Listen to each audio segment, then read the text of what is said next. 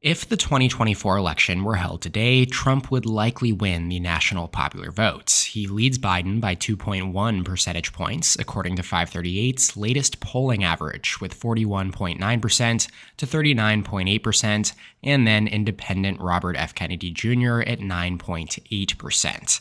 Now, this does mark a 2-point shift in favor of Trump since last week's debate, but how is the former president performing against the incumbent, Biden, in the key battlegrounds here on our electoral college map? Whether or not Trump is elected to a second non-consecutive term in the White House will ultimately come down to whether he can flip enough states back into the Republican coalition so that he reaches 270 electoral votes. Let's dive in, and first, we'll go ahead and mark down all of the solid or safe states for Biden and Trump.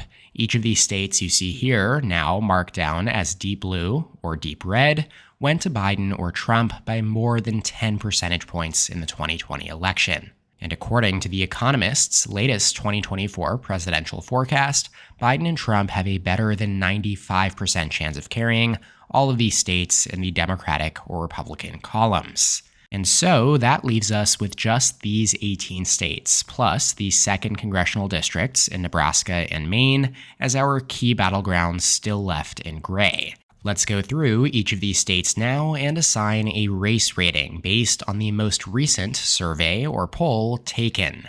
Starting in the Northeast and then working our way back out west, the latest poll in New Hampshire via St. Anselm College has Trump leading Biden by 2 points, 44% to 42%, with Robert F. Kennedy Jr. at 4% among 1,746 registered voters sampled between June 28th and 29th. So that means that the respondents to this poll were sampled after the first debates. St. Anselm College is one of the most highly respected pollsters in New Hampshire, so this is quite significant considering Biden did win the state by 7% in 2020. It's one that he really has to win if he is to win re-election in November, but here on our map, New Hampshire will tilt Republican. Up in Maine, a Biden plus 9 state in 2020, it has not voted Republican since 1988, yet the latest survey via digital research from back in April is Trump leading by a point among 309 registered voters. Keep in mind that Maine does use ranked choice voting in presidential elections now, meaning that if no candidate hits 50%, the last place candidates are repeatedly eliminated, and their second choice votes are then reassigned until someone hits 50%. So the fact that Kennedy is at 15% here, and neither major party candidate is anywhere close to 50%, that suggests that we may have to wait a while come election day to know how those Kennedy voters split. For now, on our map, we'll also place Maine down as tilting towards Trump. As for the 2nd district here in Maine, just 2 polls have come out breaking down the split here, and they have Trump up by 20 and 14 points, respectively, both safe Republican margins. Remember, Maine and Nebraska split their electoral votes by awarding 2 to the statewide winners, and then 1 per the winner in each congressional district. Trump did carry this 2nd district by 10% in 2016, and then 7 points in 2020. While we're on the topic, let's actually take a quick look at the latest poll in Nebraska's 2nd district as well. This one was released by Iron Light. It's a Republican-sponsored poll by the League of American Workers, yet it has Biden leading by 5 points, with 42% to Trump's 37%, and then Kennedy's 13%. That is, of course, a lean Democrat rating. This Omaha-based 2nd district is rapidly left trending, going from Romney plus 8 in 2012 to then Trump plus 2 in 2016, and then Biden plus 7 in 2020. Down in Pennsylvania, the first state in the core Rust Belt trio here, along with Michigan and Wisconsin, these 3 have voted in the same direction as one another in 8 consecutive cycles. They have voted Democrat in 7 of those last 8 elections, with the exception of 2016, when Trump swept them in a surprise sweep. Pennsylvania does award 19 electoral votes, and so with Florida now no longer truly considered a swing state, Pennsylvania has become the largest prize among 2024's key battlegrounds, which also makes it the most likely tipping point state in this election. It was the tipping point in 2016 when Trump carried it by 0.7%, and it would have been in 2020 had Trump won, but instead Wisconsin was the tipping point state, as Biden carried Pennsylvania by 1.2%. Anyways, the latest poll just released in Pennsylvania by Signal Research has Trump up 4 points, or 4.3 to be exact, with 48.3% to Biden's 44%. 800 likely voters were sampled here between June 27th and 28th, again post-debates, in the same poll that showed Democratic Senate candidate Bob Casey Jr. leading by 4 points. Now, we have seen Biden consistently running far behind his party's Senate nominees pretty much everywhere, so it's not unsurprising, though it is nevertheless very damning. Pennsylvania leans Republican here. In Michigan, generally considered to be the bluest of the 3 Rust Belt battlegrounds here, it does consistently vote furthest to the left at both the presidential level and down ballot. It was Biden plus 3 in 2020 as compared to just 1.2 in Pennsylvania and 0.6 in Wisconsin. The latest survey released here just before the debates by Epic MRA has Trump's lead at 3 points, with 41% to Biden's 38% among 600 likely voters. Something to monitor here is that Kennedy is at 10%. He has qualified for the ballot in Michigan, unlike Pennsylvania or Wisconsin. Michigan will tilt towards Trump here, though. It's safe to say that if Biden does lose Michigan, he's pretty much toast. He's probably going to perform better here than in Wisconsin or Pennsylvania, as well as the other key swing states across the Sun Belt, like North Carolina and Georgia, as well as Arizona and Nevada. So if Trump carries Michigan, he'll probably carry it along with all of these other states, in which case he would have already reached well beyond the necessary 270 electoral votes. Finally, in Wisconsin, decided by less than a point in 4 of the last 6 cycles, including the last 2, the latest survey by Marquette University shows the 2024 cycle is likely to be just as competitive. It's a tied race right now, with both candidates pulling in 44% here among 871 registered voters between June 12th and 20th. Now, that does mean that we'll need to create an entirely new category here, tied, which we'll assign to Wisconsin, effectively meaning that it's a toss-up here right now. Biden has consistently pulled the best so far in Wisconsin out of the core swing states, so this latest survey does track with that. Though it is worth noting that Trump has outperformed the polls by a greater margin in Wisconsin than anywhere else. Now, before we move on, please take a second to consider subscribing to my channel below. According to my channel analytics page, nearly 90% of my viewers are not currently subscribed to my channel. I would really appreciate it if we could get that split closer to, say, 50-50. Your support means everything to me and allows me to continue making content like this. Thank you. Alrighty, chugging right along, let's finish up the Midwest region here, starting in Minnesota, where Emerson College has Biden leading by just 0.3%, with 45.2% to 44.9% among 1,000 registered voters. It's effectively Biden plus 0 here, in a state that he won by 7 points in 2020. Both Minnesota and New Hampshire have followed very similar trends over the last decade or so, going from highly competitive tilt blue states in 2016 to then comfortable wins for Biden in 2020, though they do seem to be reverting back to Trump here in 2024 as we place Minnesota down as just barely tilting Democrat.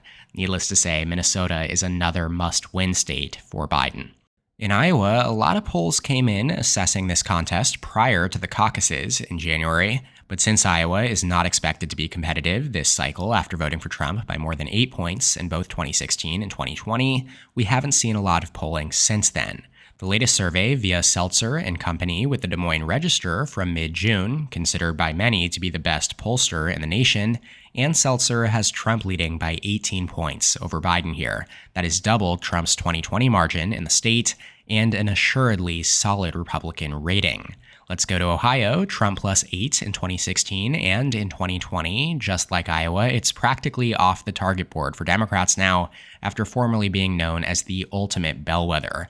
As goes Ohio, so goes the nation, just is not applicable anymore. The latest survey by Marist College has Trump up 7 percentage points, with 48% to Biden's 41% from June 3rd through 6th. Now that's a little closer than what I would personally expect the margin to be come November. My best guess is Trump wins Ohio by around 9 to 11%.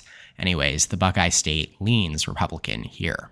Over and down in Virginia, there's been a lot of media attention focused on the Commonwealth in recent weeks as poll after poll shows Trump being more competitive than expected in this Biden plus 10 state. Virginia shifted from Clinton plus 5 to Biden plus 10, one of the stronger pro-D shifts in the nation between 2016 and 2020. Yet, this latest survey just released by Coefficient is the third straight survey released here that is Biden and Trump tied, here at 41% each, among 851 likely voters between June 11th and 12th. That means Virginia joins Wisconsin in the tie category.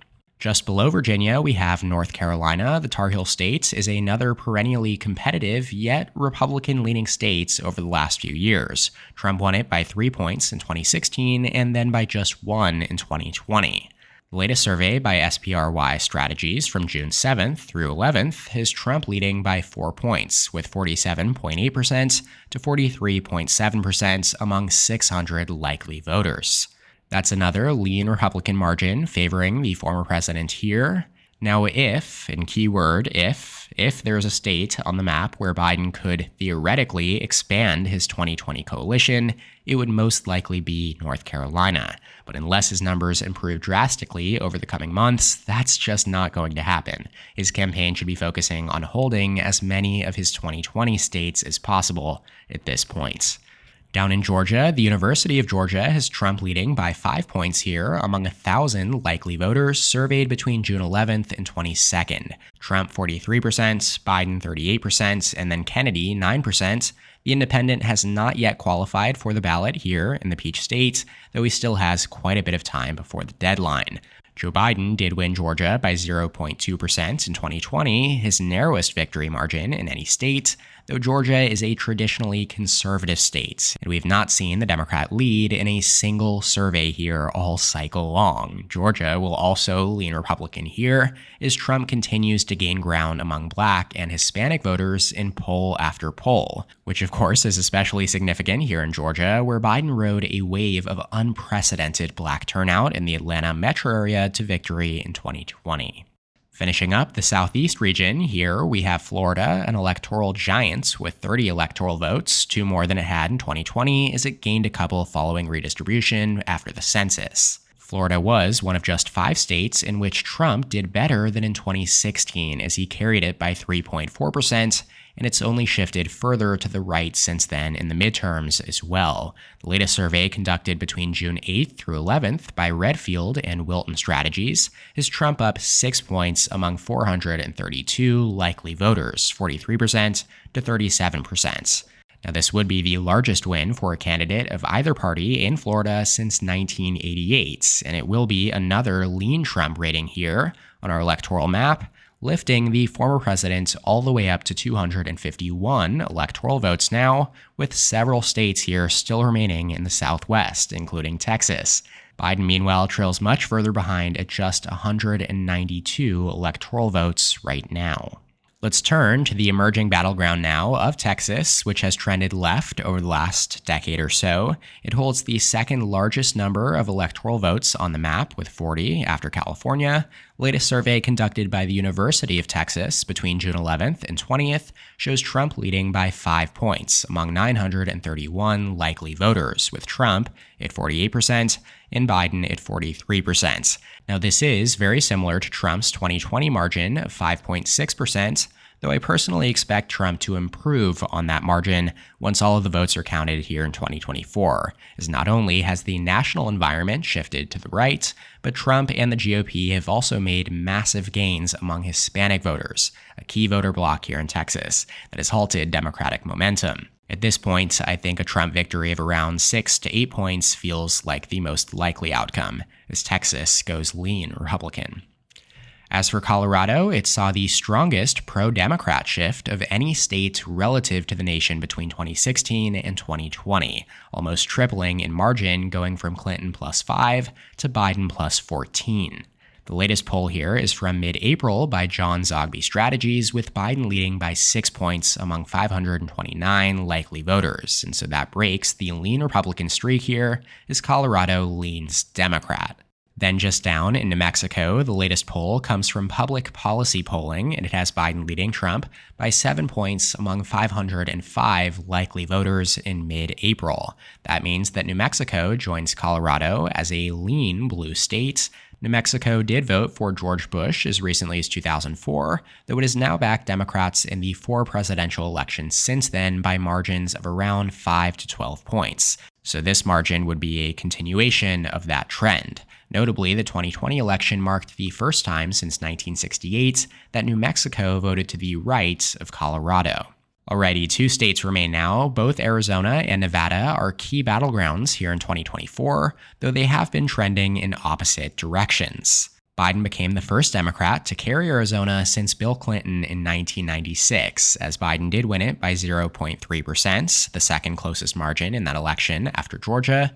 It shifted 9 points to the left compared to the rest of the nation since 2012, whereas Nevada, which voted for Biden by 2 points in 2020, has now shifted 5 points to the right, relatively speaking.